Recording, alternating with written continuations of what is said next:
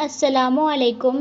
عبداللہ بن مسعود رضی اللہ تعالیٰ عنہ سے روایت ہے، انہوں نے کہا کہ نبی صلی اللہ تعالیٰ علیہ وسلم نے فرمایا، جو آدمی اپنے گالوں کو پیٹ کر، گریبان پھاڑ کر اور جاہلیت کے زمانے کی طرح چیخ چلا کر ماتم کرے، وہ ہم میں سے نہیں۔ معلوم ہوا کہ مصیبت کے وقت گریبان پھاڑنا اور اپنے گالوں کو پیٹنا حرام ہے، کیونکہ اس سے اللہ کی تقدیر سے ناراضگی ثابت ہوتی ہے۔ اگر کسی کو اس کی حرمت کا علم ہے، اس کے باوجود اسے حلال سمجھ کر ایسا کرتا ہے تو وہ اسلام کے دائرے سے باہر ہے۔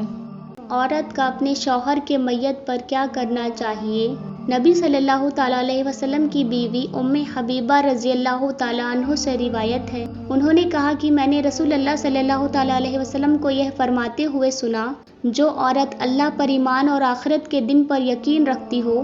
اس کے لیے یہ جائز نہیں ہے کہ وہ کسی میت پر 3 دن سے زیادہ سوگ کرے،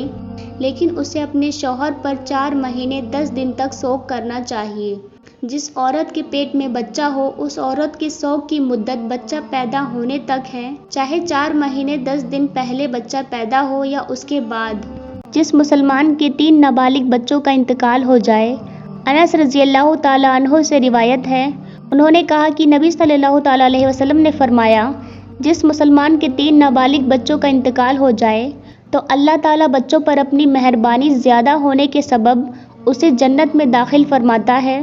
ایک روایت میں 2 بچوں بلکہ ایک بچے کے مرنے کا بھی یہی حکم ہے،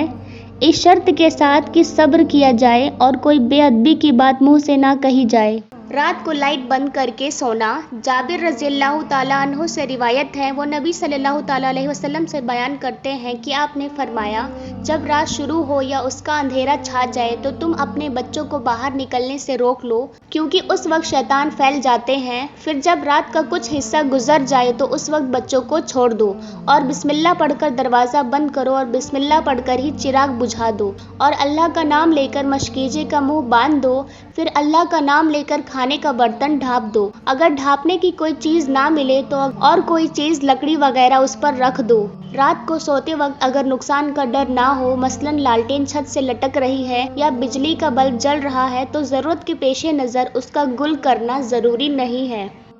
غصہ کیسے روکے؟ سلیمان بن سرد رضی اللہ تعالیٰ عنہ سے روایت ہے، انہوں نے کہا کہ میں نبی صلی اللہ تعالیٰ علیہ وسلم کے پاس بیٹھا ہوا تھا، اتنے میں 2 آدمی آپس میں گالی گلوچ کرنے لگے، پھر ان میں سے ایک کا چہرہ سرخ ہو گیا اور رگیں پھول گئی۔ اس پر نبی صلی اللہ تعالیٰ علیہ وسلم نے فرمایا، میں ایک ایسی دعا جانتا ہوں، اگر یہ آدمی اسے پڑھ لے تو اس کا غصہ جاتا رہے، اگر یہ اعوذ باللہ من الشیطان الرجیم پڑھ لے تو اس کا غصہ ختم ہو جائے۔ غصہ کوئی فرزانگی کی نشانی نہیں، بلکہ یہ بھی جنون اور دیوانہ پن ہی کی قسم ہے۔